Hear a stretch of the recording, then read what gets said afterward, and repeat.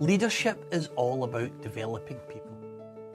And if we're going to become great leaders and great people developers, we need to understand a little bit about how the human mind actually works. Now, I really don't want to make this a biology lesson, but two aspects of the human mind are absolutely critical that we must understand in order for us to become great leaders. Now, the first part is the conscious mind. And our conscious mind, in its purest, simplest form, it helps set our goals, right? Our conscious mind sets our goals from everything to simple day-to-day goals like getting up in the morning, getting ourselves dressed, getting some food in our stomach, into broader goals like what I want to do for a living, do I want to get married, those really long-term broader goals. Even things like do I want to have a family? All those things are goals that we set in our lives. Now what happens is the conscious mind, it's a goal-setting mechanism. It's helped us survive, and harness the power of our conscious mind, for thousands and thousands, hundreds of thousands of years. Now here's the first challenge that people run into when they try to set goals for their lives. Because most people, what they tend to do is they plan really short-term existing goals, like I want to get through the day type of goals, for example. Now, obviously, these are not the type of goals that are going to truly enrich your lives, that will bring the greatest happiness and satisfaction into our lives as we move forward. Those type of goals are inherently going to be much more longer term goals. So the first challenge that most people face when they try to harness the power of the mind is they set short-term goals rather than long-term goals. Now the second challenge that most people face in harnessing the power of the conscious mind is that most people have conditioned themselves to think in really fuzzy terms, to think in generalities. Still, the conscious mind could, it doesn't really do great with vague generalities. It really needs much more information. Let me give you an example. If I was to do a little impromptu study today, for example, let's say I went down to the local shopping centre around 12 o'clock this afternoon, and I did a little informal impromptu study. Now what I'm going to do is I'm going to go to the shopping centre and I'm going to stop the first 10 people that I meet, and I'm going to ask them all exactly the same question. I'm going to ask them, what would you like to see happen in your career in the next 12 months? Now what do you think the most common response to that question is? Well, it's probably going to be something like, I'd like to make more money, or something like that.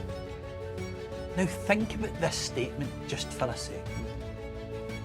Now the question that I asked him, was it a specific question or was it a general question? Yeah, it was a pretty general question or statement. So what exactly does that mean? Well, earning more money could mean an extra £500, or it could mean an extra £5,000 per year. Now, for most people, we could easily accomplish either of those two money goals, but obviously the plan would be drastically different between a £500 and a £5,000 a year goal. If an individual can't define exactly what they're going after, how are they able to develop a meaningful plan to ensure they make that goal a reality? Now, anytime an individual can clearly define exactly what it is they want and then go after it, they hold in the forefront of their conscious mind this conscious dominant thought, and once they do that, something compelling starts to happen within the confines of the human mind. Now this is what happens. When they have this conscious dominant thought, they engage the subconscious mind, and the subconscious mind, it locks on to those conscious dominant thoughts, and it's like a heat-seeking missile, and it starts to develop a plan. Now, once that subconscious mind has locked onto that dominant thought, it will remain locked on 24 hours a day, 7 days a week, even when you're sleeping. And once that subconscious mind locks onto that dominant conscious thought, what it does is it returns to your mind and the library of all your past experiences. Everything that you've experienced through your 5 senses since childhood has been recorded and stored within your subconscious mind. Now, it is a vast library of all of your experiences, a data bank of everything that you have done, everything you have felt, and everything you have experienced over the years. So, once we have those conscious dominant thoughts, the subconscious mind flashes in and it locks on to that dominant thought. It then jumps back into the library of the past and experiences, and it begins to look for anything that's related to that conscious dominant thought. What it does then is it then pulls all those previous experiences off that shelf of data, and it starts to assemble a blueprint, a kind of roadmap, if you will, for your success, and it starts to manifest those dominant thoughts into some form of reality. It does this hundreds, if not thousands of times a second, every day. Now, most of the time, we're not even consciously aware that we're actually doing it. It's happening so fast that we're completely unaware. And let me prove it to you. Have you ever driven yourself to work in the morning and you've pulled into the car park and you're thinking, how did I get here? You weren't even aware that you'd drive to work. It's probably likely happened to all of us. We've probably walked out the door of the house, we jump in the car, we put our seatbelt on, and away we go. Our conscious thought, subconscious mind locks on that dominant thought, i.e. driving to work, and away we go. And we've probably driven there hundreds, if not thousands of times before. As I said, the subconscious mind locks onto that drive me to work dominant conscious thought. It pulls together a plan really, really quickly, and off we go to the races. We're not even consciously thinking about driving anymore. Well, that's how it works for simple day-to-day things. Still, for those broader goals, those big goals in life, the things that we can't accomplish in a day or a week, our subconscious mind locks on to those dominant conscious thoughts. It goes back into those past experiences and it begins to assemble a plan or a blueprint for your success. Still, the challenge is this. It tries to piece all the information. It needs all those different pieces of information to start putting this puzzle together.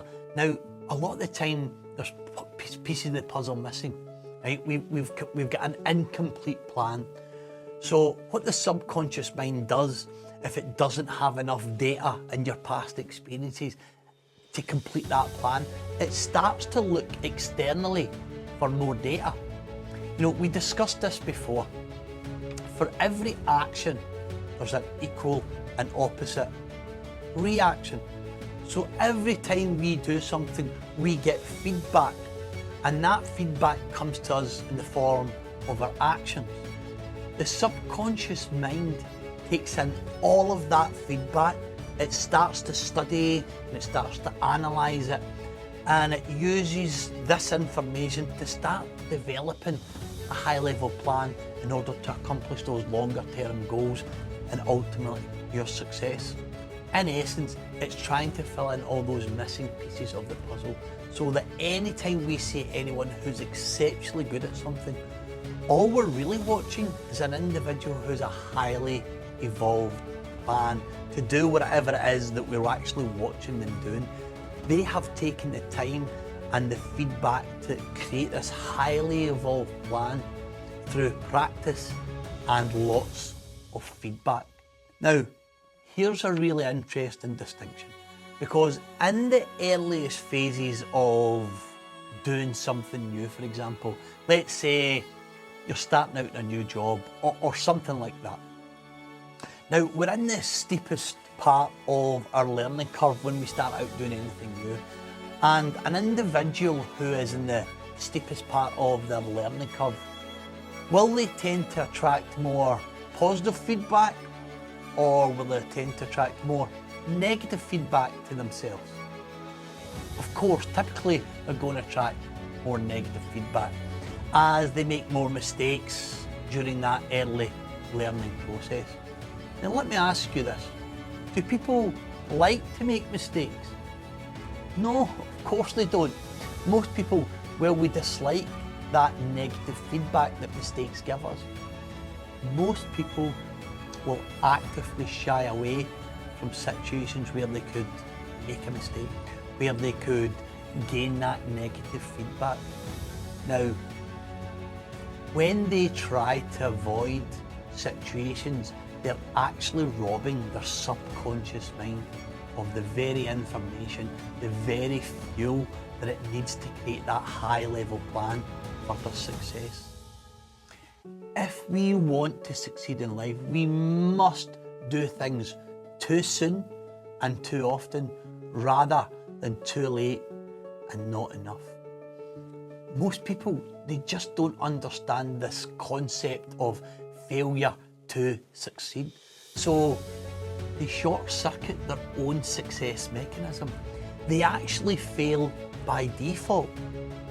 Now, one more critical thing, one more key distinction that I want to help you see as it relates to leadership and the human mind is this. I want you to think back to a discussion earlier in the programme. What was the number one thing that great managers focus on? Can you remember? Correct. Great managers, they focus on clearly defining goals, and then they consistently communicate those goals to their team. Now here's why that's so important. Great managers with clear goals and who consistently communicate those goals are creating dominant thoughts in the forefront of the conscious mind of the people that they manage. Now, as we've just learned, the subconscious mind, it locks on, doesn't have any choice, it locks onto those dominant thoughts. So great managers understand how to engage their people, how to get buy-in and build that traction around those goals, because they consistently communicate those goals and make them conscious, dominant thoughts. Great leaders do the same, but they do it as it relates to vision. The number one thing that great leaders do is they communicate a compelling vision of the future. The more that they talk about this vision, the more it becomes a dominant thought in the minds of the people that they lead. Now, once it's a dominant thought, you've guessed it, conscious mind locks on, right? Locks onto that conscious dominant thought, and away it goes. 24 hours a day, 7 days a week. Their team members are subconsciously thinking about how they can help support, make that vision a reality. Now, take a moment to think about this. Think about the specialised knowledge that we hold in our hands right now around the subconscious and the conscious. So often managing leaders have heard the term vision, but they don't understand the power that it actually holds. Now, you've listened to the term goals, right? But most of them need help to really understand what you and we now understand. They need to understand how I get my people to lock onto those goals, to lock onto that vision and take ownership of them and breathe life into them. But now you do, which is a fundamental secret weapon of all great leaders and managers, conscious and subconscious mind is so important to becoming a great leader.